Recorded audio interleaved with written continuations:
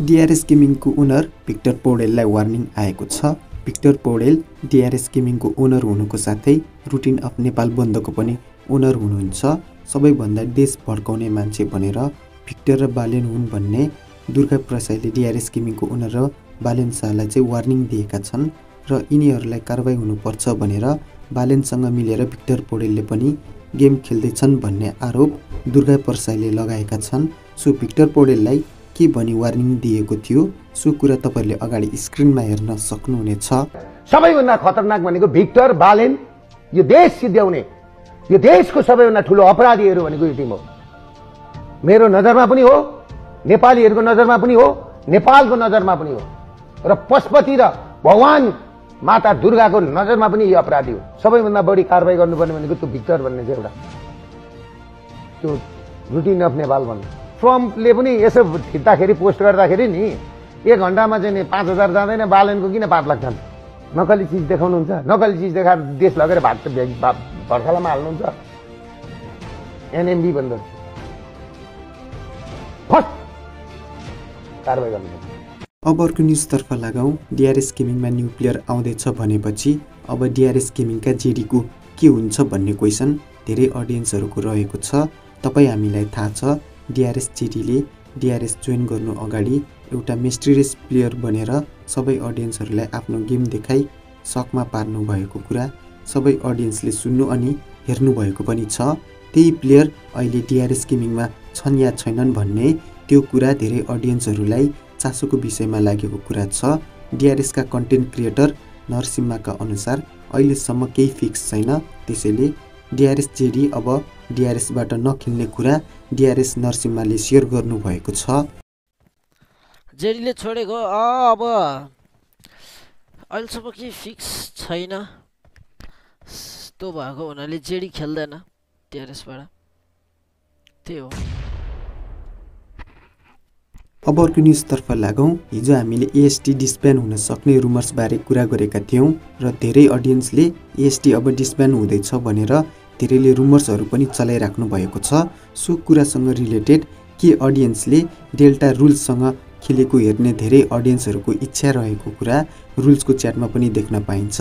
यदि रुल्स लाइभमा आए भने पनि केही अडियन्सहरूले डेल्टासँग खेल्नु भनेर रिक्वेस्ट हाम्रा अडियन्सहरूले गर्दै आउनु भएको छ र रुल्सको च्याटमा डेल्टा इन्टी के भन्ने कमेन्ट्स रुल्सले देख्नु भएपछि रुल्सले के भन्नुभयो अगाडि हेर्न सक्नुहुनेछ। डेल्टा न्यू प्लेयर इन्टी के नो ब्रदर, अहिले कुरा केही भएको छैन। खै गरम भनेको हुँदैन, हामीलाई हेपिसक्यो यार भाइ, यस्तो टिम पनि आउँछ भनेर भनिसक्यो।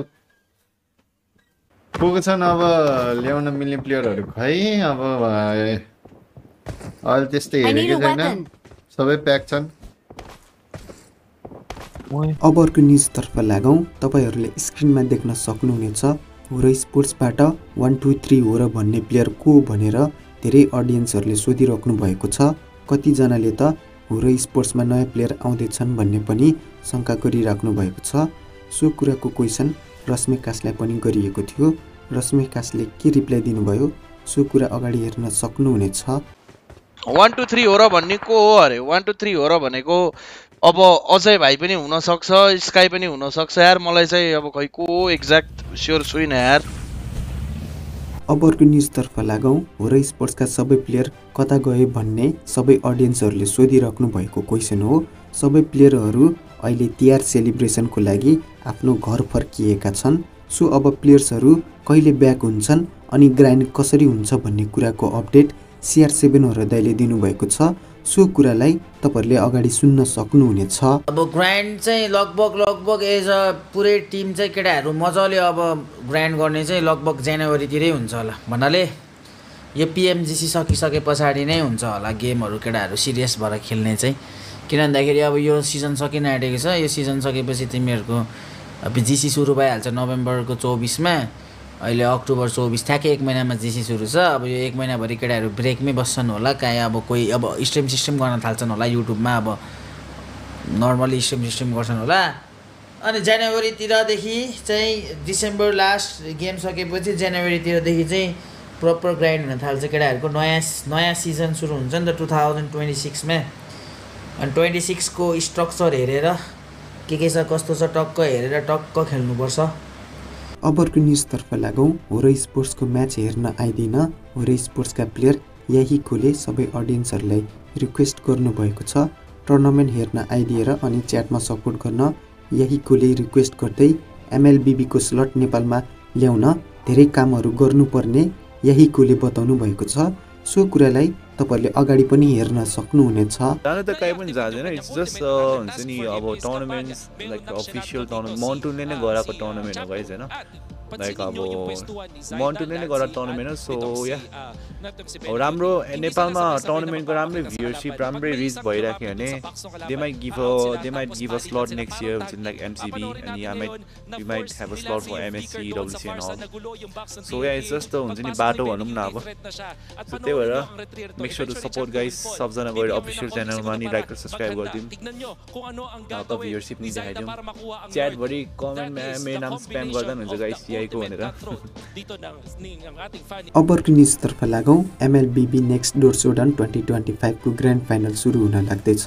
हप्ताको कडा प्रतिस्पर्धा, क्लच कमब्याक्स अनि अविस्मरणीय खेलपछि अन्तत दुई दिग्गज टिमहरू बाँकी रहेका छन्। बङ्गलादेशबाट भिन्टेज भिक्टोरी र हाम्रो नेपालबाट होरो स्पोर्ट्स रहेका छन्। भिन्टेज भिक्टोरीले प्रतियोगिताभरि निर्दोष प्रदर्शनका साथ आफ्नो प्रभुत्व प्रमाणित गरेका छन्, जबकि होरो स्पोर्ट्सले अद्भुत रिभर्स स्विप र गतिशील प्रदर्शनले सबैलाई चकित पारेको छ। अब सबैको नजर अन्तिम भिडन्तमा बाँकी रहेको छ। हेरौँ नेक्स्ट डोर सोडाउन 2025 को च्याम्पियन कसले चाहिँ ताज लगाउने छ भन्ने कुरा चाहिँ हामीहरूले फाइनलमा थाहा पाउनेछौँ। अबको न्युजतर्फ लागौँ। तेस्रो एसियन युथ गेम्स बराइन 2025 को स्पोर्ट्स मेडल इभेन्टका लागि सहभागी हुने एनओसी नेसनल ओलम्पिक कमिटिजको सूची सार्वजनिक गरिएको छ। अब सबै देशका नेसनल एथलेट्स र टिम्सले आफ्नो गौरवका लागि प्रतिस्पर्धा गर्ने तयारी गरिरहेका छन्। उत्साहजनक कुरा के छ भने यसपटक नेपाल पनि यो प्रतियोगितामा चाहिँ सहभागी भएको छ। अब सबै नेपालीहरू तयार हौँ आफ्ना स्पोर्ट्स हिरोजलाई चियर गर्न।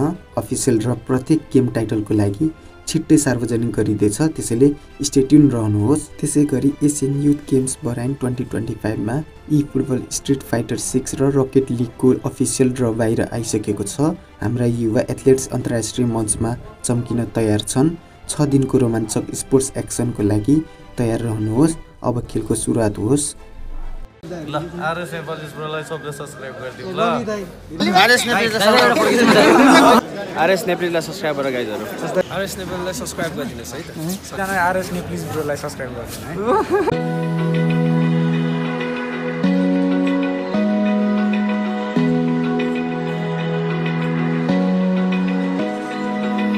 Open eye, feel the waves cut through me, hypnotized by the sounds I'm breathing in.